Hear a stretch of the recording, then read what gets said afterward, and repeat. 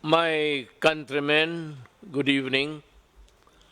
I am now addressing the nation together with the civilian, military, and police sectors, the organizations that would count in our enforcement of the laws to protect the people of the Republic of the Philippines.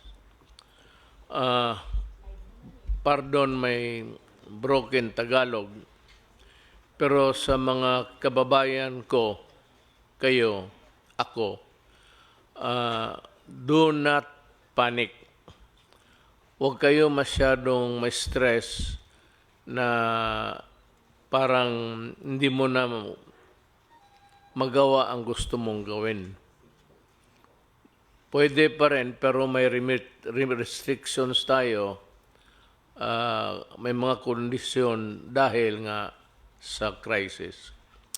The crisis is very, very clear. COVID-19 is spreading all throughout the country, including the Philippines. Ang ano natin dito is there is no cure. Wala naman tayong mabili sa mga butika, pharmacy to buy the medicines to cure COVID-19. It's a virus. Ang panglaban lang natin dyan yung katawan natin na medyo in good health, na walang sakit. Yung medyo may mahina, make yourself healthier by whatever means, maybe food, vitamins, but most of all, try to obey what government is suggesting or ordering you to do. Huwag kayong matakot, huwag kayong manervyos, pero wala pang sabi ko mga antidote nito. It would only come in a form of a vaccine. Kagaya ng kagating kayo ng aso, tapos there is the tawag nilang rabies or rabies, if you may, pang-away. Sarili rin niyang it's a form of their germs, mutate lang to fight, to warm our bodies, magbigay ng signal sa katawan natin na merong mga germs na pumapasok sa katawan mo, and the only way to fight it is to yung mga sundalo na tawag nila antibodies, yung pang-away mo sa mga madudumi, mga kagaw, germs, sila yung ma-alert at sila yung papatay ng virus. But until now, wala pa ho yan. So, nandyan na yan. It's a serious one. It is true. Huwag ninyong maliitin. Do not minimize it. I said, but do not kill yourself with worry, because government is doing everything possible to make it at least controllable. But kung kayo po ay mag-cooperate, pag hindi kayo na-cooperate, the problem would start, and it would start with you and end with you pagka ganon. So, yung mga sinasabi na social distancing, sundin lang po ninyo, at yung mga binibigay na well ahead ng Department of Health, sundin ho ninyo kung anong sinasabi ng mga doktor, kasi sila po ang marunong niyan.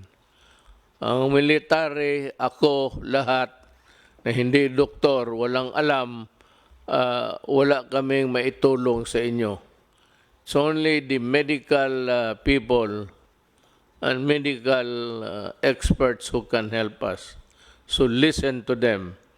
Dito sa atin, it's Secretary Doke, and Secretary Doke would articulate kung anong nalaman niya, anong bago na pumasok na impormasyon, and he would tell us what to do.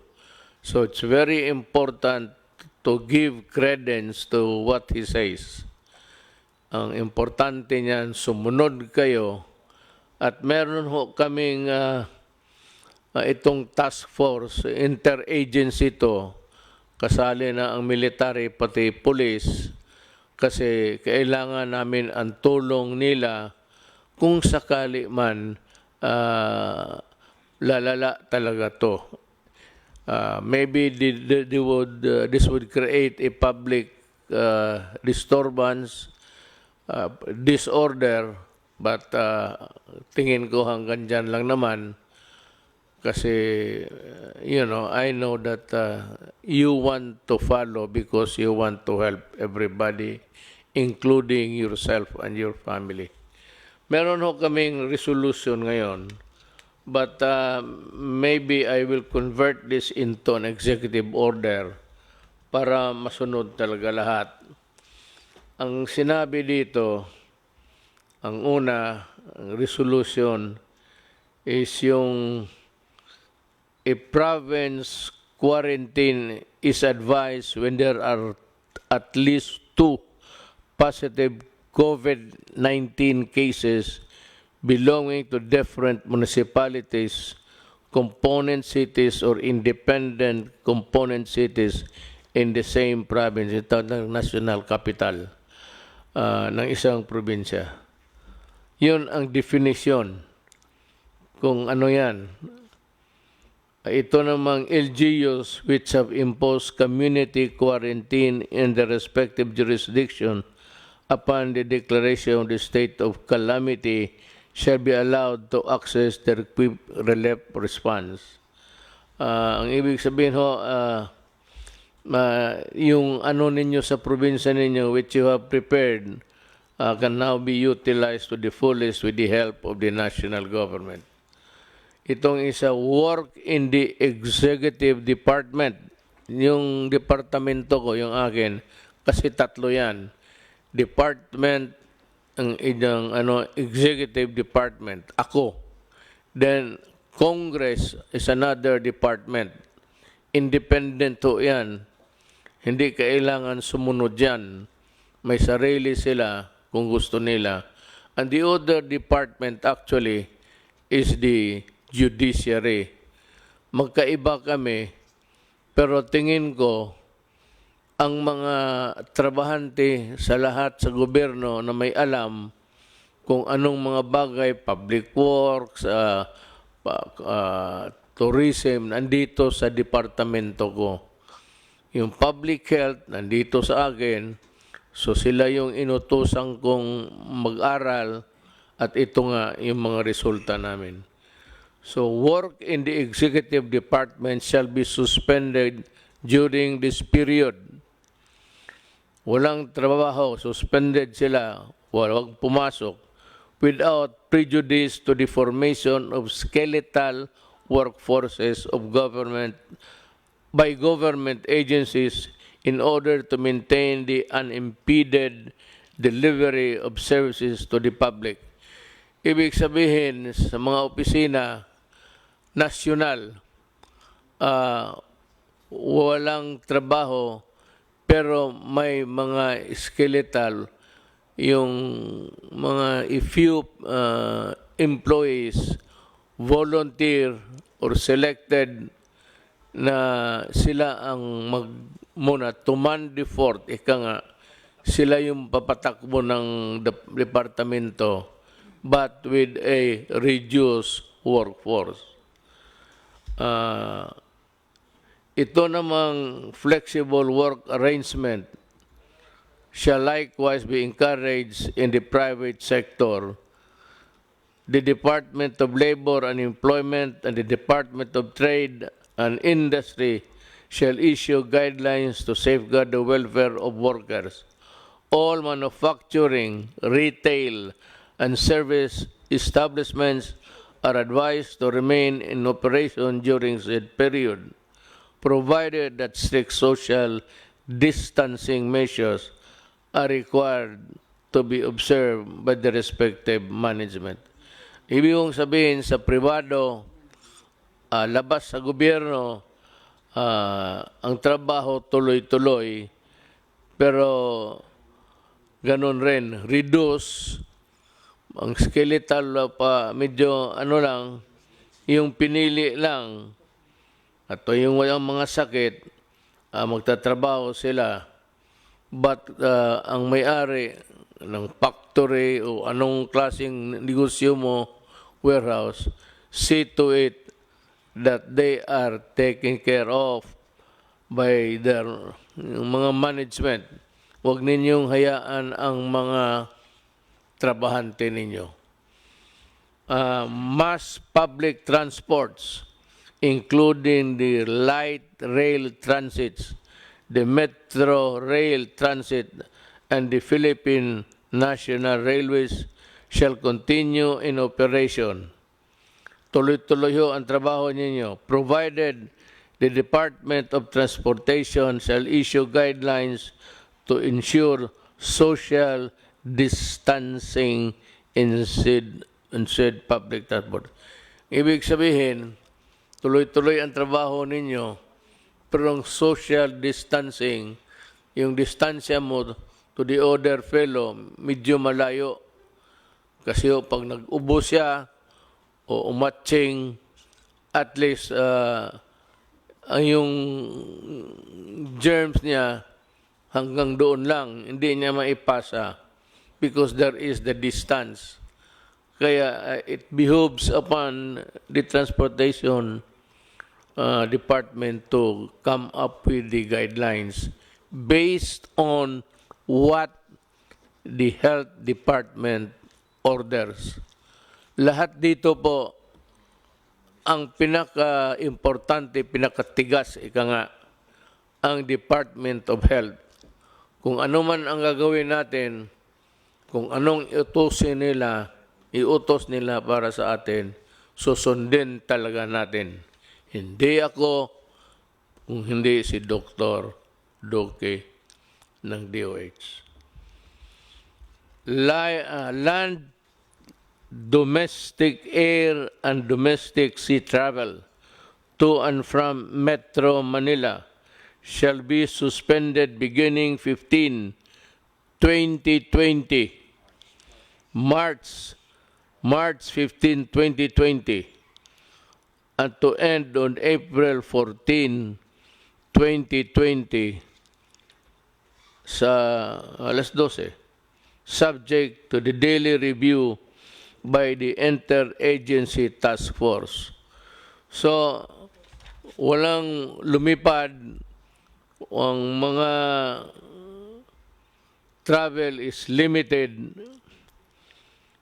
pero itong mga railways sa baba, okay yan. At the same time, observe again social distancing. Pero sa aeroplano po, beginning March 15, 2020, March 13 tayo ngayon? 12. March 15, midnight, from, it takes its force and effect. So, tandaan ho ninyo yan. Pero subject again to review day to day. Tingnan namin kung ano ang nangyayari. Kung if there is a slowdown in the contagion, or ganun yan medyo mawala lang ng kanya, that is the history of itong mga sakit na ito. They come and go in every 2 or 3 generations. Meron talagang problema itong binigay sa atin at wala tayong magawa,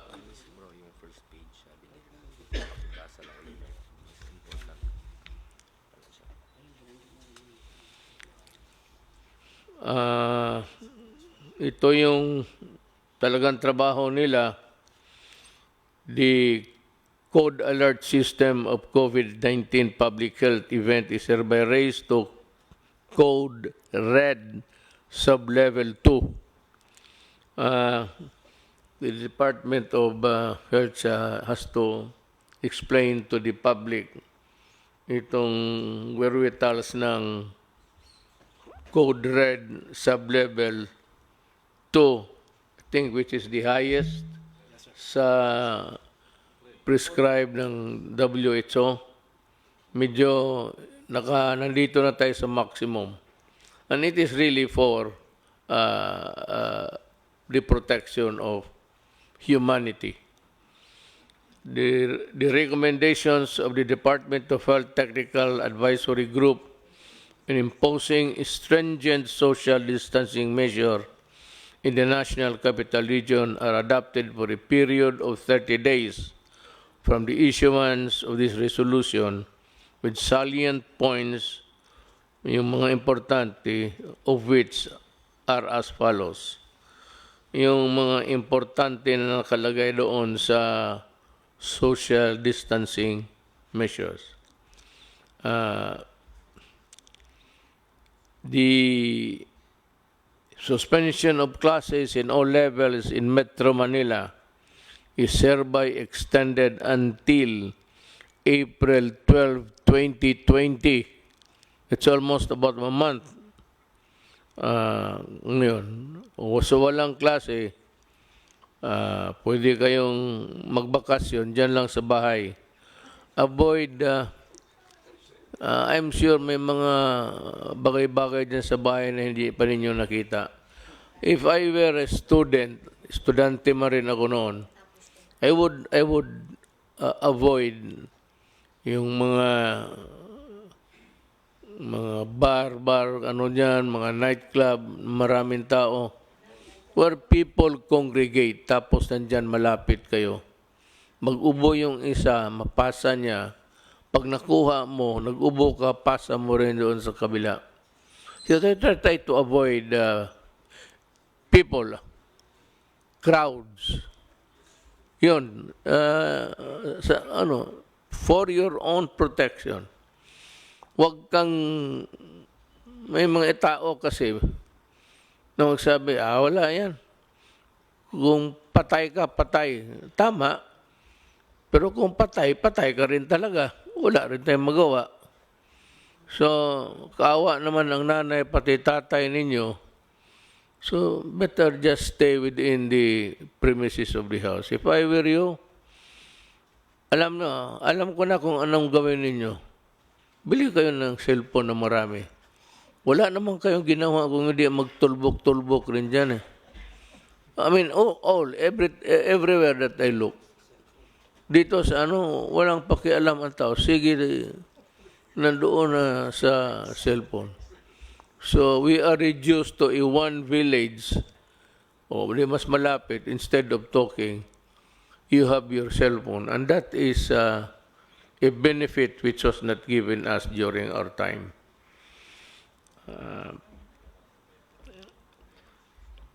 Number 1, the suspension of classes in all levels in Metro Manila is hereby extended until 2012-2020, provided that all students shall continue to fulfill their educational requirements during said period. Anong ibig sabihin?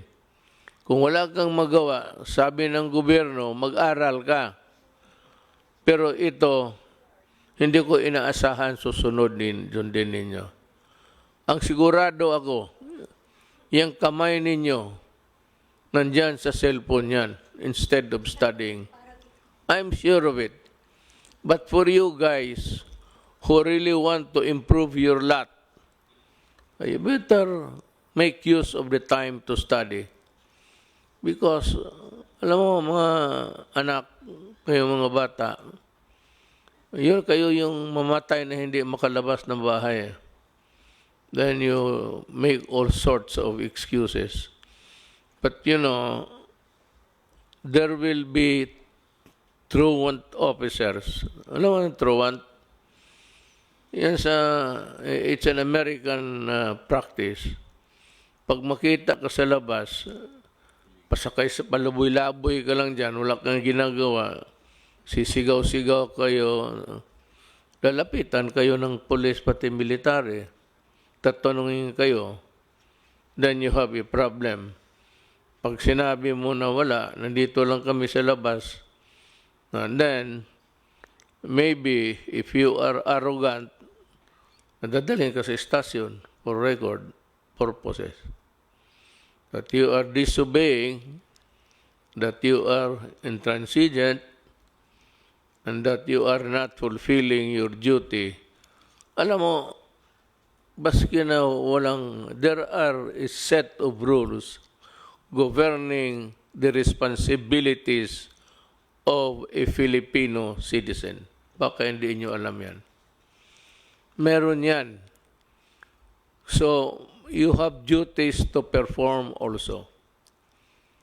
Avoid trouble with the law, avoid trouble with anybody, just in the meantime, follow. Better just stay home and study. That is my advice. Pero kung ayaw ninyong sundin, you stick with your cellphone, ang gagraduate niyan, ang cellphone mo, hindi ikaw. Wala tayong magawa. Mass gatherings defined as a planned or spontaneous event where the number of people attending could strain the planning and response resources of the community hosting the event shall be prohibited during said period. Yung magplano, whether nakaplano kayo na mag-meeting o may rally, either naplano na ninyo, spontaneous na, sige, mag-ano tayo, gawin ito natin, total, wala na rin tayong gawin, ganito na ang magsayawan na lang tayo. You know, I do not want anybody interfering in your enjoyment as a citizen of this republic. Ayaw ko na masita kayo ng police pati military. It could be messy. Kasi yung iba sa inyo suplado, and itong mga police pati military, they have their orders to enforce.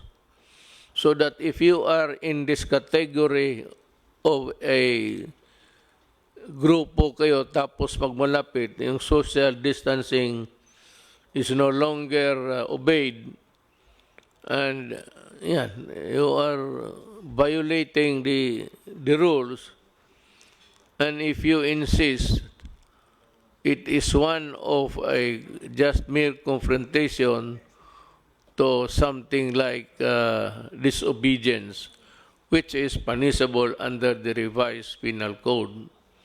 Kung makipag-away ka, it becomes, baka masuntok mo then it becomes an assault on an agent of a person in authority. In which case, from a simple violation of a rule, it will now ripen into a crime that is punishable by law. And you can go to prison. That's the problem. Ayaw ko.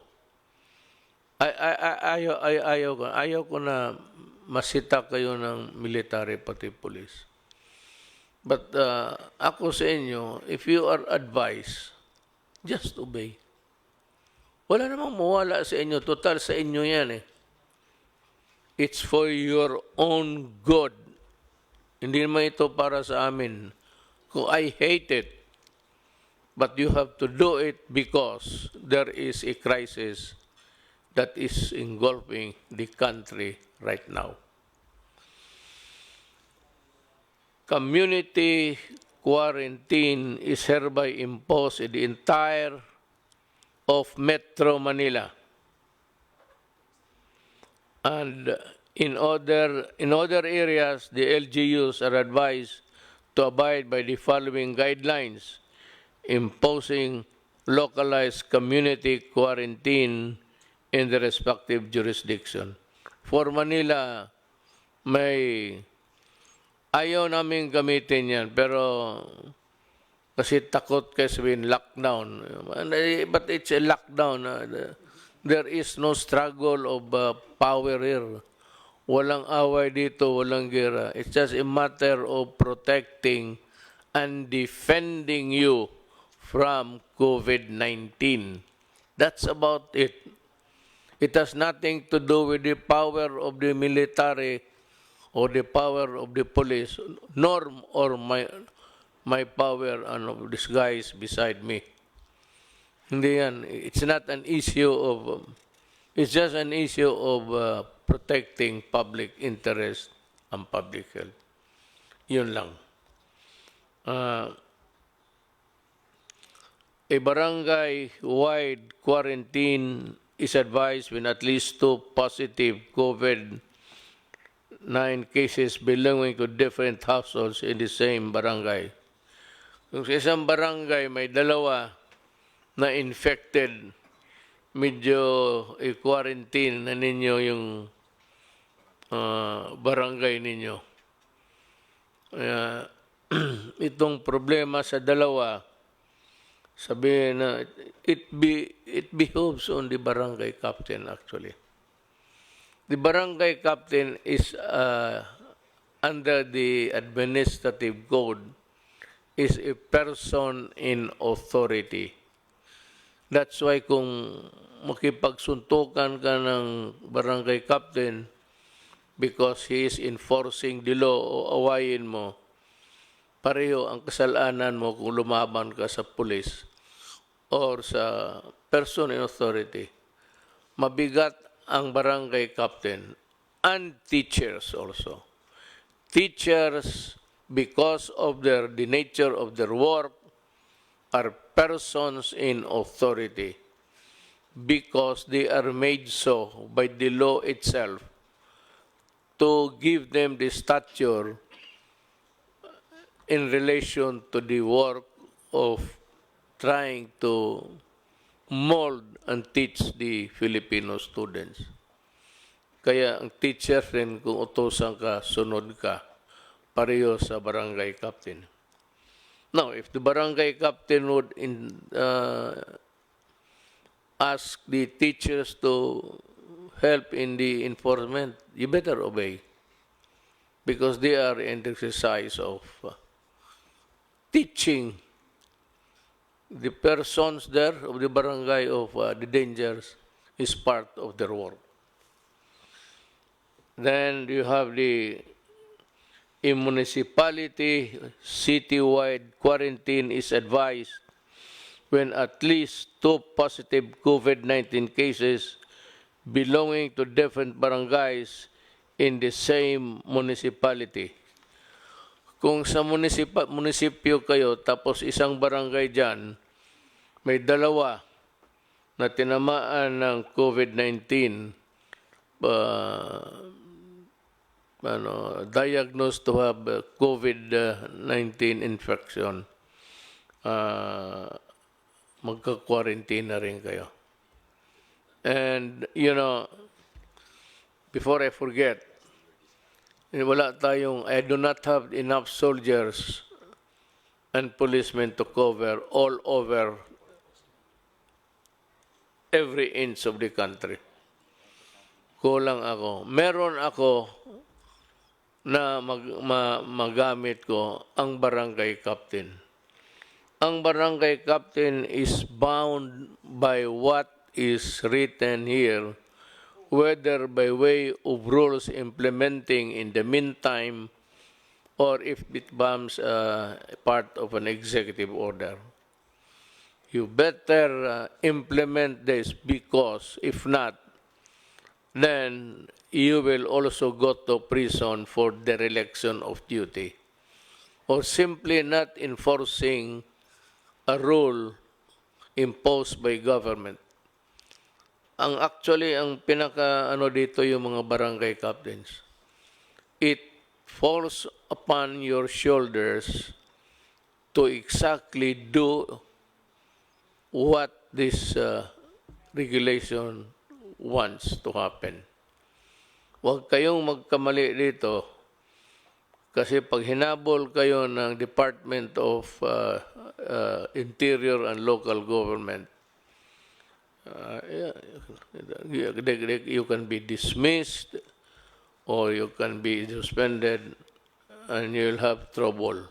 And besides, I think the electorate will remember you for being a laggard.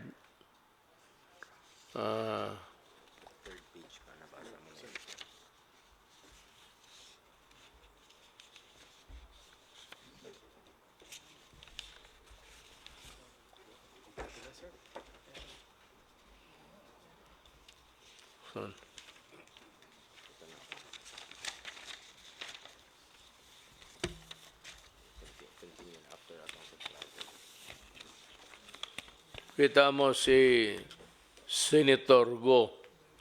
Siya lang ang working hard talaga.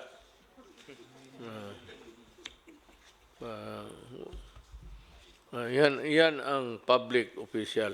Really. Especially the barangay captains and the kagawads. No, you have been elected there.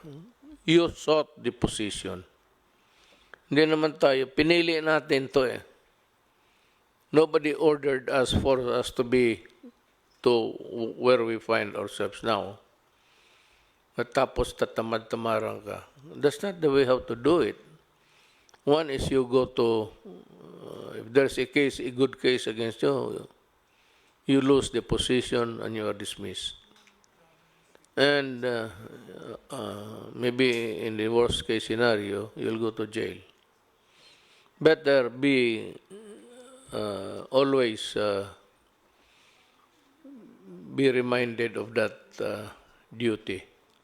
Pinili mo yan, huwag kang magtamad-tamaran kasi matatamaan ka. Ginusto mo yung position, magtrabaho ka. The aforesaid measures shall be subject to close monitoring and reassessment after the expiration of 7 days from the issuance of this resolution. You know, we will review, I have imposed upon the cabinet members and the entire members of this task force to be present every day. I know that it is hard for them. It is really an imposition. It's quite maybe a burden. But ganon rin ang sinabi ko sa kanila. Eh, nandito tayo sa gobyerno. You choose to be a part of government. And there is a crisis with no solution in sight. Walang solution. Unless there is a vaccine by the grace of God na may makita o maimbento ng ating mga scientists. It could be the Philippines for all you know. But I'm just telling you what you're supposed to do. Ang isa is the LGU outside of the National Capital Region, yung labas ng Metro Manila, are advised to exercise sound discretion in suspending classes in the respective localities without prejudice to a determination by the national government to suspend classes if the situation so warrants. So, ang LGUs, may kunting leeway, and just a little elbow room para makagalaw kayo to respond to the crisis in the community. But it does not allow you to suspend classes on trivial and for, stupid reasons. It is only done because you have to protect them from the COVID-19. Yan lang talaga. Do not do it just to please everybody. Or sa bagay, I have full faith and confidence in our supervisors, teachers. I'm just saying that please do not do it the way others would want it to happen. Mas maganda yung walang klase, walang ganon. Wag mong gawin yan because in the following statements, the Philippine National Police and the Armed Forces of the Philippines, in coordination with the Interagency Task Force, shall be called upon to ensure effective and orderly implementation of the above measures. Hindi ito martial law. It is not a martial law. It's not even something extraordinary. But what is sought to be solved here is again, walang iba except to fight the virus and to exact compliance. Mas mabuti talaga yung maniwala kayo. Now, ang sunod, a meeting shall be conducted daily by and between the secretaries of the number of agencies of the IATF, that is the Interagency Task Force, sa COVID, including the Cabinet Secretary, Secretaries of National Defense, Environment, and Natural Resources, Trade and Industry, Social Welfare and Development, Education, Agriculture, the Chiefs of Staff of the Armed Forces of the Philippine Navy, Philippine Air Force, and Coast Guard, because in a total breakdown, I would need their help to carry on with the governance. Kailangan ko sila. Not to fight with you guys. Huwag kayong matakot sa sundalo ninyo. Sundalo ninyo yan. Ang armed forces is there to serve you. Sila yung sundalo ninyo. So huwag kayong matakot kung nandyan sila sa utos ng mga civilian authorities. Yung mag-utos sa amin, Department of Health Secretary lang naman eh. So, but when he says to the military and the police, you have to implement this. Obey them because they have the imprimatur of the civilian authorities. Huwag kayong do not try to play with martial law, military.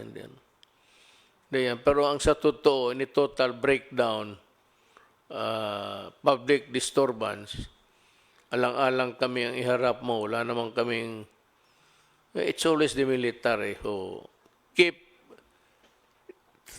things in the country in order. Sila yan. Titingnan nila na everything is in order every day of their working days. Tingnan nila na ang Pilipinas safe at gumagana ang lahat ng mga tao, pati mga opisina. The balik manggagawa overseas Filipino workers shall be allowed to travel to mainland China except to Hubei province upon execution of a declaration signifying their knowledge and understanding of the risk involved, provided that the health advisory pamphlet shall be handed out to the OFW upon departure. Hindi nga eh. Not only pamphlet, baka hindi mo basahin. You will be gathered in one corner or in one room, one corner, at sabihin sa inyo ang mga, I don't know if it's a Tagalog or Bisaya, mga risgo, the risks that you will be taking when you go back to China. But China President Xi Jinping, for all of his goodness to us, wrote me a letter and said that he is willing to help. All we have to do is to ask. Ako, ang tingin ko, maybe there will be a time if things deteriorate that I have to call on China to help. He has said that they have managed the crisis very well in this country, and he is very much willing to help kung kailangan. So, to the Chinese government, to the people, especially to President Xi Jinping, thank you for the consoling words, and maybe, I hope it would not reach to that point, but maybe we will need your help. Salamat po.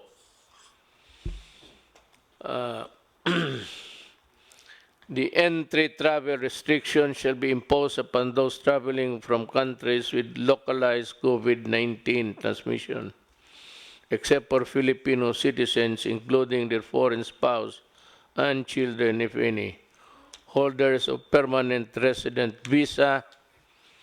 Remember, Filipino, walang problema.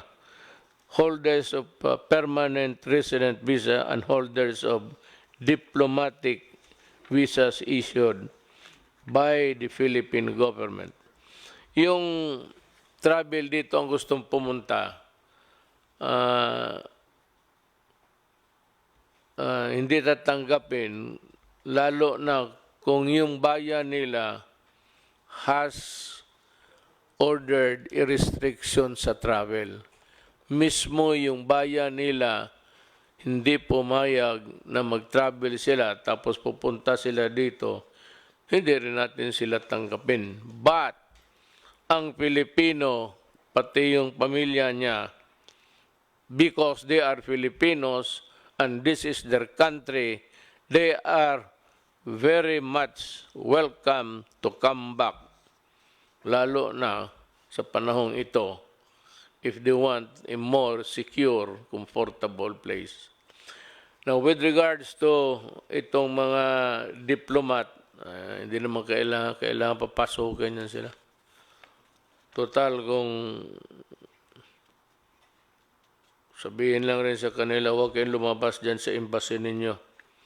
Huwag kayo magpasyal-pasyal, dyan lang kayo. Kasi baka kayo pa ang magdala ng sakit ng ulo sa aking bayan.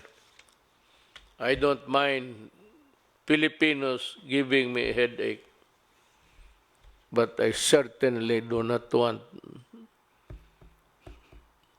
anybody other than Filipinos to be giving me headaches. So yan ang yun ho ang maibigay ko sa inyo na payo. You might, sometimes it's a convoluted thing to listen, pabalik-balik. Ang simple lang yan. The purpose to protect and defend you. From what? From COVID-19. Then what is the purpose of government? The purpose of government is see to it that things are in order.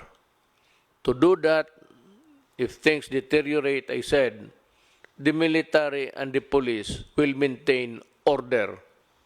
Kaya nga tawag niyan, peace and order. There has to be a peace, and that peace, nakalagay na, orderly. There must be order in the country, and that is all. The purpose is to, I said,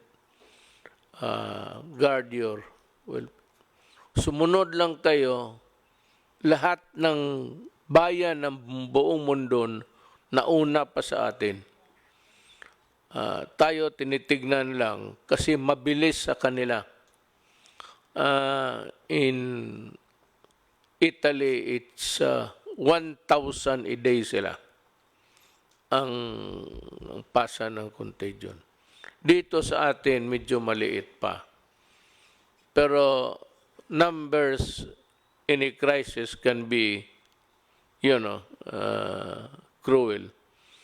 But overnight, makita mo, meron ng talagang mabilis na. So what we are trying to control is people with COVID na tapos yung ilayo natin yung healthy ones, sila yung i-target natin, not for anything but for their own good. They will be asked to maybe go to the hospital and seek treatment. Yung mga test ng test diyan sa para sa kung may infection ka o hindi. Libre yan. Libre, no? Libre, walang bayad. Wag naman kung healthy ka, no need. But if you are experiencing ubo, itong na ubo, tapos pag ubo mo, masakit yung likod mo, the lungs. Ang lungs mo ang titirahin dyan eh. And if it's too late, hindi na kaya ng antibiotics yan. It starts with a virus. The virus weakens your body. And it weakens your body, lahat na papasok, then it will kill you. Putang ina itong virus na ito, walang ginawa, ganun. Papasok sa katawan mo yan, just like AIDS, makes you weak, then it allows other germs to come into your body, and you get sick, usually pneumonia yan. And it's virulent, so seek treatment as soon as possible. But we are here to serve you, and every day we are meeting and in contact with the rest of the country. Meron tayong struktura. The structure really, people are asking, what is your preparation? Where's the structure? My God, yung structure natin is itong health. Meron yan silang regional all over. Then meron yung city health, provincial health. But yung national, yun yung mga regional health centers. They are already well equipped and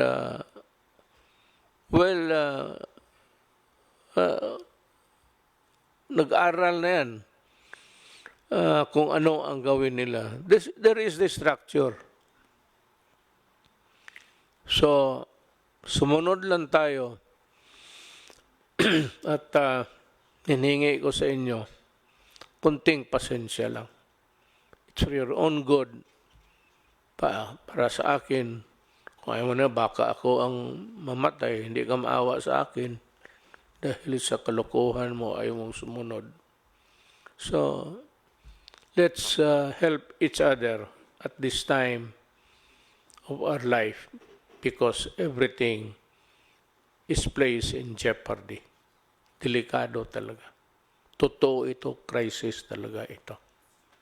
Kasi walang gamot. Okay?